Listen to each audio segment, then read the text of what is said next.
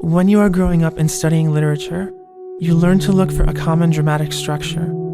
There's an introduction, rising action, and then a climax or crisis occurs. Sometimes a deconversion goes this way. The rising action part of a Christian story is their struggle with incompatible truth, a crippling, terrifying cognitive dissonance that silently steals their identity as they are ripped apart from the fabric of relationships and unspoken beliefs that we are all woven into. All of this struggle builds to a breach, a climax, and the Christian is forced to either modify what they believe or lose their faith. I read a story by a Christian author of a young man he knew who, when he reached this tipping point, in one dramatic night he built a fire and burned all of his Christian books. Somewhere in disillusionment and loss is the beginning of resolution. But sometimes that is not what happens. The path of the story doesn't go like it's supposed to.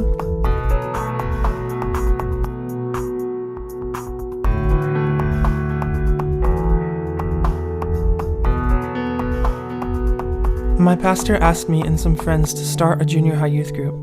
I had no experience with kids or being a youth group leader, but I knew the model of young life. I led chaotic games, acoustic songs, and Bible talks, building relationships with the kids so I could lead them to a relationship with Christ. When I began leading worship for InterVarsity, I was shy and barely adequate as a musician, but we needed a leader and I was willing to step out. What I could not bring with music, I brought with a heart to worship God. After I led for the first time, my InterVarsity adult staff worker told me I should look for a friend with more music experience to play with. He said the reason was so that he and others would be able to enter in to worship more deeply.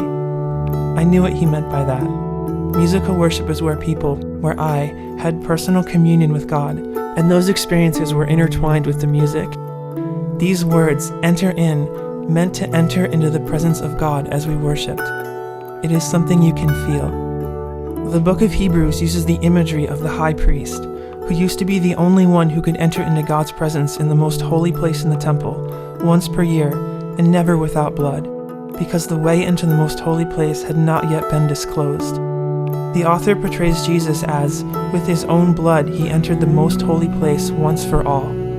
In other words, if you are in Christ, you can now personally enter into the presence of God. I knew this symbolism, but hearing it as a worship leader made me think about it differently, and this time it wasn't okay.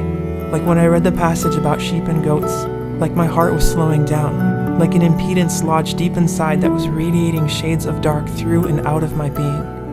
These words, enter in, put worship into a context of something people get, and it was dependent on my abilities. If my music was limited, then other Christians' experience of God would be limited. How is God worshipped by this? I found a musician friend and we got the worship going well together, but every week I would feel this conflict and pray, God, this isn't about me or the music, it is about you, that you are worshipped, that you are lifted up. But it kept becoming more distressing, as did the painful disconnect that was overcoming me. I tried to talk about this with some Christian friends. They listened and prayed for me, but they didn't understand it. They had never felt this. Urbana is a mega conference, organized by InterVarsity once every 3 years. I went in 2000. 18,000 students from all over the world converged at a campus in Illinois for 5 days of worship, workshops, preaching, and training. Every morning and again every night, the dome would flood with young people, 90% of us undergraduate, immersed in state-of-the-art sound, lights, and video systems. Voices, masses singing, harmonies, energy swelling, lifted up to Jesus.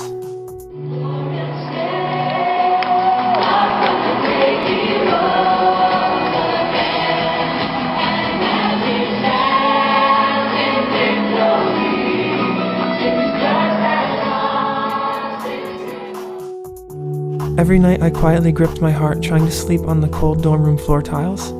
The halls would fill with the sound of guys singing praise songs in the shower. But like someone who is a stranger in their own hometown, an alien in a world I used to love, I couldn't be part of any of it. I started skipping the workshops, being alone praying or stumbling around in lost desolation. All of the conflict I felt with worship, all of the rift I felt in my relationship with God, everything I wasn't okay with was concentrated in heartbreaking fluency in this epic convergence. Thousands of young Christian leaders with their hearts held out to this, to what I saw as being all about the music, a production, a show. During the worship, as they moved the camera from one musician to the next, they would turn up the volume of that particular musician to feature them. I went to a workshop where only men were allowed. Guys talked about struggling with masturbation, and we sang this hymn, all our hundreds of deep man voices. It felt wrong. I felt ill. I wanted to leave. I was in love and unable to find safety in expressing it.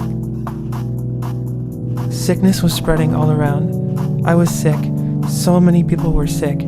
By the last night, every silence in the dome was pierced by a sea of distant coughs, echoing in all directions, like the muddy echoes in my head, driving back across the country, staring in a half-alive delirium at the blurring, colorless landscape. I had just moved from worship leader to president of our InterVarsity. Our chapter wasn't doing well. The music was disrupted, the group was down, and many of us were obliterated with mono. A woman came to one of our leadership meetings in response and prophesied, "You have to find God's blueprint." I didn't know what that meant. I was driving through a city weeks later and I saw a sign on a building that said, "Following God's Blueprint." I pulled over and ran inside and asked a worker, "What does that mean?" She told me something vague about how they were doing the work God would have them do, and I realized I was acting like a crazy person. I went to a leadership retreat of which I remember very little except for the last night when we all linked up together on tubes and flew down a hill. I remember this moment because as we were falling on each other and laughing, I felt happy, and it was the only time I had felt that in months, like breathing after holding your breath for a long time and then returning to suffocation. Driving home with my roommate, who was also a leader for InterVarsity and also struggling in his faith, I reached a breaking point and cried out, "Why is it our job to find God's blueprint?" We listened to the road together in silence. I couldn't sing in worship. I would listen to my pastor preach, but I couldn't hear the words anymore.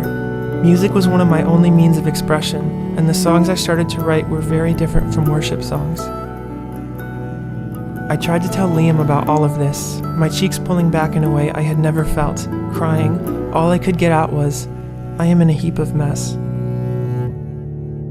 When I began building relationships with the kids in my youth group, I was doing what I had been shown in Young Life. But after a while, it wasn't just about that anymore. I was personally connected with the kids, and this was intensified because I was unintentionally alienating from other people because I couldn't talk about what was going on in me. I was losing my voice. I was afraid that if I stepped down as InterVarsity president, it would be known how serious my struggles were and I would be asked to leave the youth group. So I continued on. Church was brutality. I spent most Sunday worship times in my seat with my head in my knees sobbing, or in the church bathroom gripping the rim of the toilet wishing I could throw up. The last Sunday of the semester, I was in the back of the church, and the two Christians who I had first met, who I had spent so many nights praying with, were singing behind me, and I couldn't hang on. I felt like this was my fault. I ran out of the church, behind a shed, and balled up in ruins in the leaves, until Liam found me and pulled me out.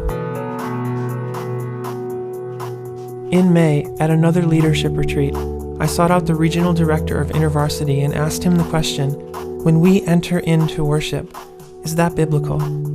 He seemed as if he was upset by the question and said, "Yeah, it's in the Bible. I will enter in his gates."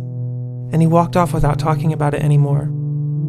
It's possible that at the time he may have had something else going on, and that is why his response felt defensive. But I was terrified by what was happening. Like always, at night the hundreds of us gathered in front of a stage and a huge sound system for worship. And as I watched the others and how they eagerly came for this experience, I started seeing it like a flock of seagulls when you toss bread, crowded and leaning their necks in for the food. These Christians, my friends, needed this experience. I couldn't stay in the room. Every night while it was going on, I walked around outside praying, wanting to love God and feeling so much pain. And on the last night I was looking through the window and watching it, and suddenly something shifted and I finally understood. It felt so wrong because it was wrong. What we were doing with musical worship was wrong. In this moment my response was, "God, why would you show me this? I'm just one guy. I don't want the burden of knowing this." When the room cleared out, I found my roommate. In the midst of the chairs and stage and sound equipment, I asked him, trembling from intensity of emotion, what if all of this is wrong? We went to a gas station for ice cream. I went outside and sat on the sidewalk while every friend I knew went through my mind. For just that one night, I felt peace about worship. It was the only night I ever would.